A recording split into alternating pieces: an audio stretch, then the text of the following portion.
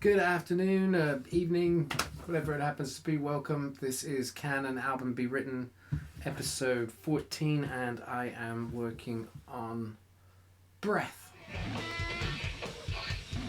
1, 2, 3.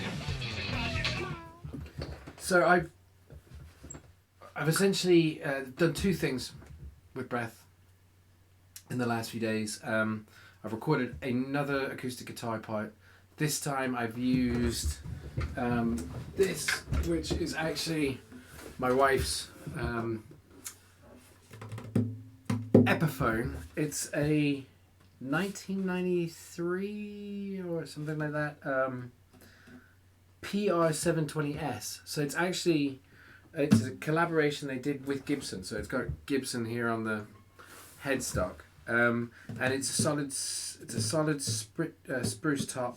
And it's solid wood back and sides. I'm not going to be able to remember the name of the wood now. Something or other. Anyway, it does have a kind of more vintagey guitar feel, I guess. I don't really have that much experience of them, if I'm honest. But it's definitely got a softer, sort of rounder tone. It's much less of a taunt sort of sound than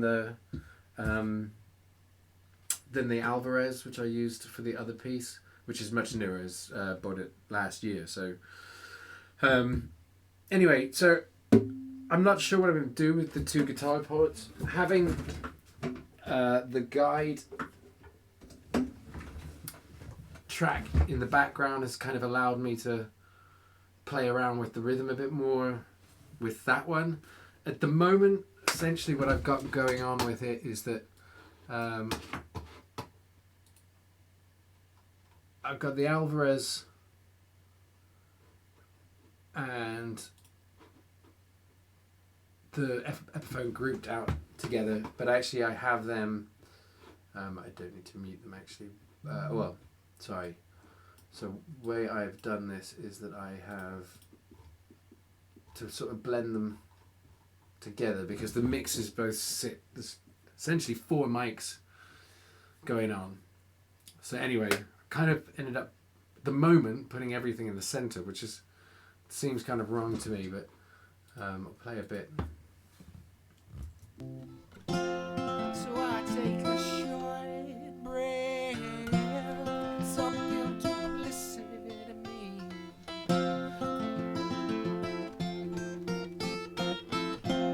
So I mean, some of it's nice. If I took the Alvarez out.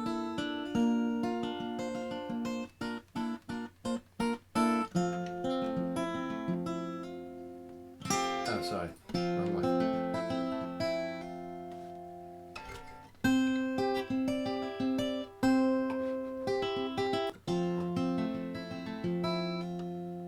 So this is just the Epiphone.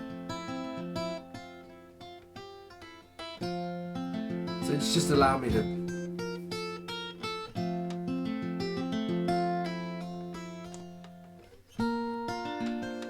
I think actually listening to it now,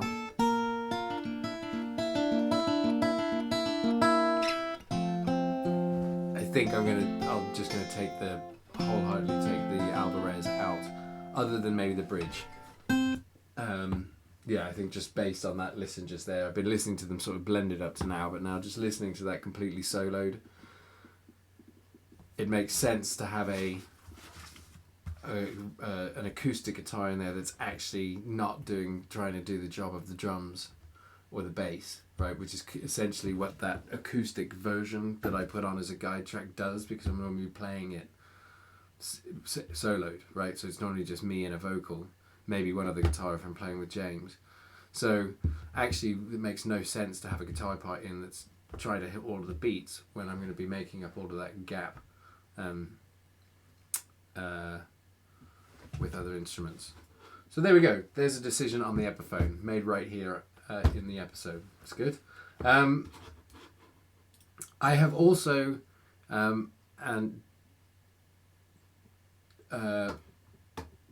been attempting to play piano, and when I very much mean attempting, I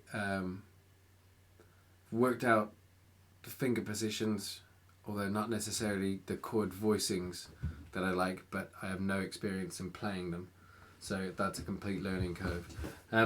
I'm not having too much problem with the rhythm, and I suppose this is probably what it's always the case. I'm not having too much problem with the rhythm. I can keep that, and I can generally do the chord changes quick enough at times for it to sound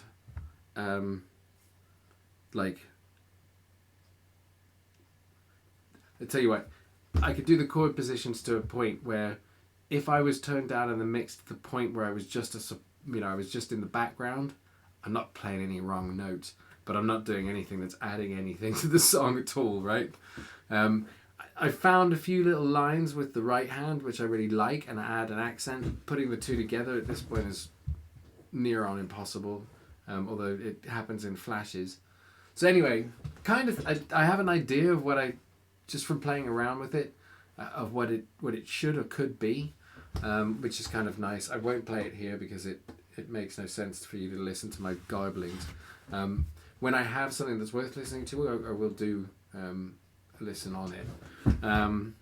So yeah, that's been fun. And actually, this is the first time that, inspired somewhat by James, because he just sent me a piece that's got a whole bunch of piano that he's played on his.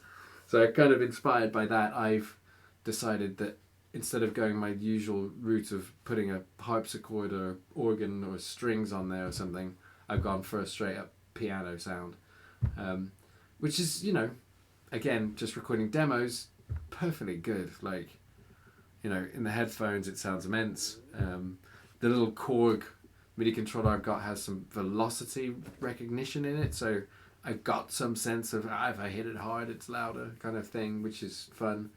I do have we do have a keyboard that's got 88 keys and it's actually got a bit of weighting to it, but it's in the house and it's staying there. It won't be coming in here. So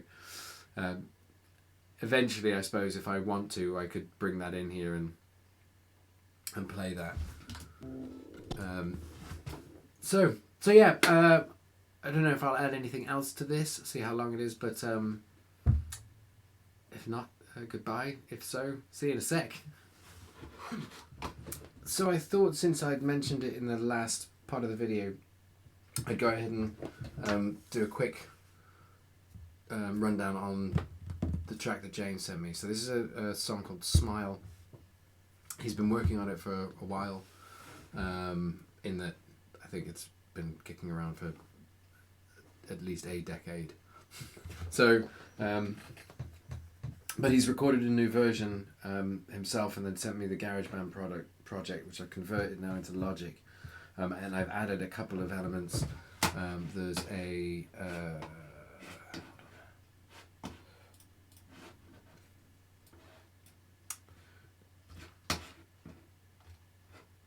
just a bass at this point and then a very brief intro. What I'm going to do is just a quick playthrough of part of it, and then I'll go into some of what's in here and what I think the plan is. But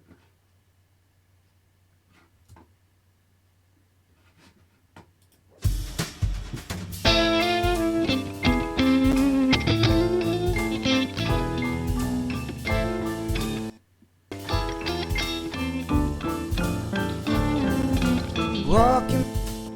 Right. I will try that again.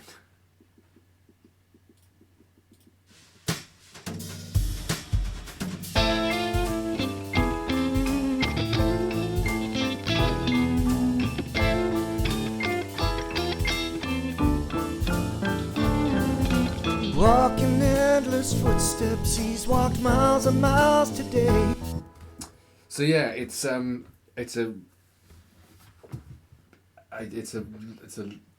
don't know how to describe it. It's a lovely track. It's really, really good. The new arrangement he's done is amazing. Really clever piano stuff going on, and so I'm looking forward to getting into it. I've converted. He's built three drum parts into this, with various levels of automation and stuff. I've converted those all now to those producer kits that I talked about in the previous video. So they're in there. So me and him are going to play around with those. I'm hoping actually to be able to do an episode of this with James. I hope it'll happen. I'm not sure it will, but if it does, that'll be fun. And so that would be an episode specifically on Smile. But it's a quick overview of it. We'll see what goes on, and cheers.